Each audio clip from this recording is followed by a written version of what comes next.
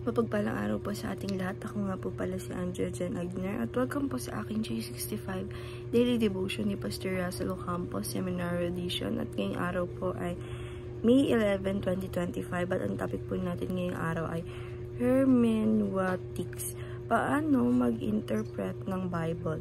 And yung scripture po natin ngayong araw ay Nehemiah chapter 8 verse 8. Sabi po dito, they need from the book of the law of God, making clear and giving the meaning so that the people understood what was being read. And sa Tagalog po, kaya't sila'y bumasa mula sa aklat sa kautusan ng Diyos na may kahulugan kanilang ibinigay ang diwa kaya't naunawaan ng mga tao ang binasa. And yung concept po natin ng hermeneutics is hermeneutics is the study of the correct methods of interpreting text, especially the Bible. Should hermeneutics help us read God's words faithfully, avoiding misinterpretation and error?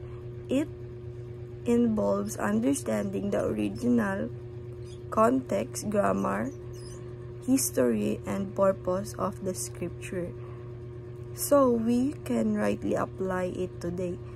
Good theology begins with good interpretation.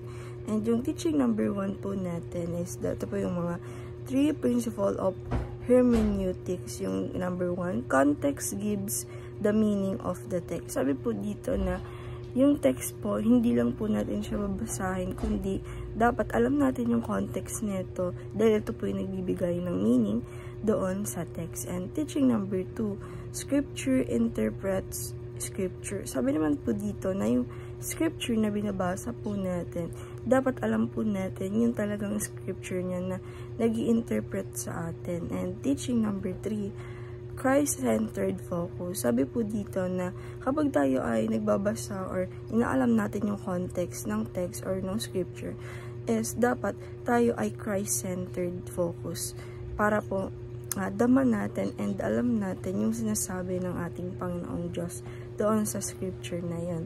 And application number 1, trace back the situation and the author intent. Sabi po dito na i-apply po natin sa sarili natin na i-trace natin yung mga situation na nangyayari doon sa scripture and yung author, yung intention po ng author na nagsulat. And application number 2, test your interpretations against the whole Bible. Sabi po dito na i-apply po natin sa sarili natin na i-test po natin yung interpretations na nandun sa Bible or sa whole Bible para mas maintindihan natin yung whole Bible, yung mga scripture dun or text. And application number 3, take one step closer to knowing God. Sabi po dito na i-apply po natin sa sarili natin na mag-take po tayo ng step closer sa ating Panginoon Diyos. Like, dapat tayo ay maging Christ-centered focus para po tayo ay closer sa ating Panginoong Diyos. And dahil lang po ngayong araw, maraming salamat. God bless.